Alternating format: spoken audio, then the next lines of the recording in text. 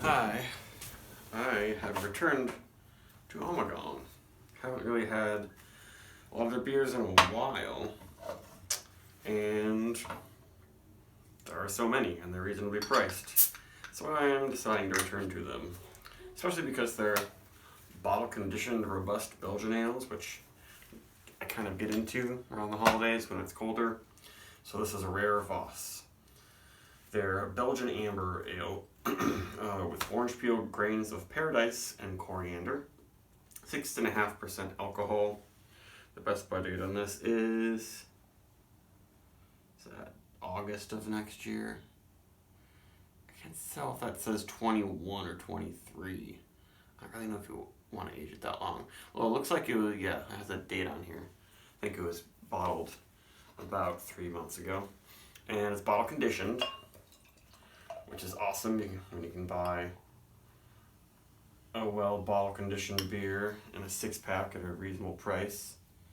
And that generates a nice big head real quick, almost overflowed. But the carbonation is not crazy. It's definitely active, but it's not like some Belgian beers like Duvel or something where they're just non-stop bubbles everywhere going up. But it's pretty amber. I think this used to be one of the highest rated Belgian pale ales on Beer Advocate. Just Belgian amber isn't like its own traditional style, I guess, because this is kind of close to being like a Belgian Duvel. Some Belgian pale ales are a little bit more amber like this, but because of the added spices and like the low hopping rate, it doesn't really fit in as a Belgian pale ale either. Head's still sticking around, but you can see this giant bubbles, so probably gonna pop and die out.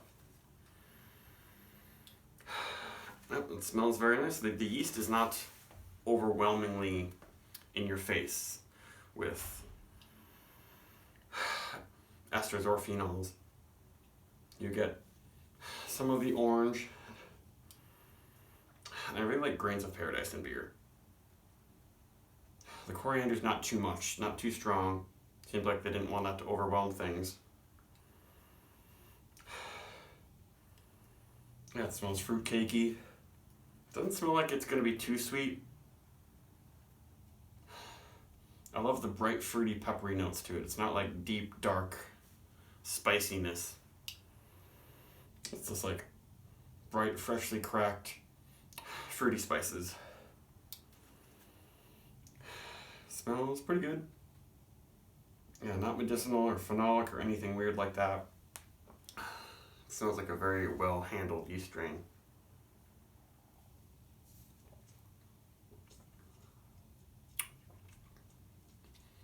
Sweeter than you might expect.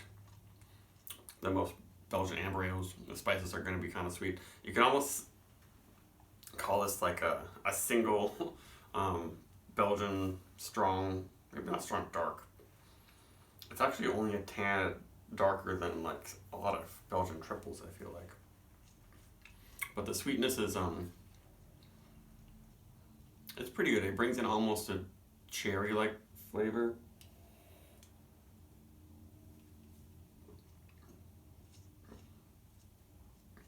Has a pretty good sized body.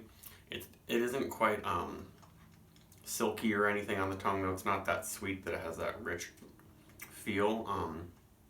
It's more of a light sort of spritzy, peppery experience, which is actually nice. It keeps it from being too sweet. Though it is a little bit airy on the tongue. I will say that from all the carbonation. Oh, that really nice, fresh, peppery quality is great. Yeah, I don't know if I'd want to age this one. It might get interesting, but having those fresh spices really help. And they linger pretty strong in the finish. Like you're getting some sort of appley pear, yeasty esters and things. A little bit of like, orange zest. But it doesn't quite get you into deep like banana territory. just a hint of that. And it's not very clovey.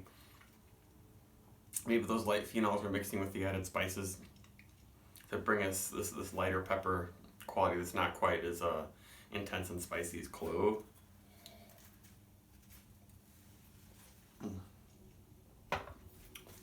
It's a very nice beer, really well made, really well balanced and controlled with the bottle conditioning. It's still a little bit low in the pH too. That spiciness is surprisingly strong now. It's very Christmassy. Maybe almost too much for some people, but just age a little bit and it'll go away probably. This deserves a 4 at least. Very pleasant beer, and very different from all of the IPAs that I'm drinking these days and stouts. Bye.